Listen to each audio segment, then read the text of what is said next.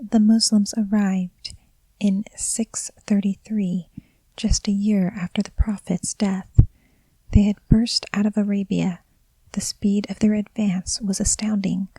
Within 30 years, they had captured not only Syria and Palestine, but also most of the Persian Empire, Afghanistan, and part of Punjab.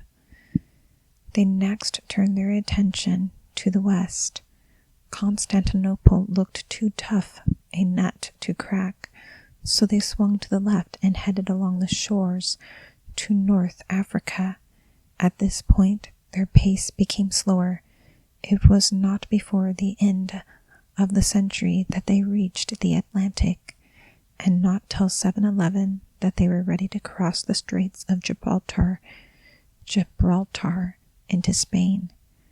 But by 732, still less than a century after their eruption from their desert homeland, they had made their way over the Pyrenees and, according to tradition, pressed on as far as Tours, where, only 150 miles from Paris, they were checked at last by the Frankish King Charles Martel in an engagement which inspired Edward Gibbon to one of his most celebrated flights of fancy.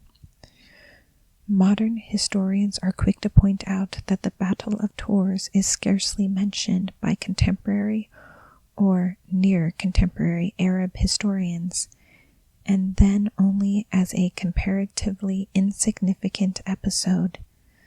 The evidence of these writers strongly suggests that the troops encountered by Charles Martel were simply members of a raiding party who had ventured perhaps hundreds of miles in advance of the main army, and that the so-called battle was little more than a protracted skirmish. But we shall never know for sure.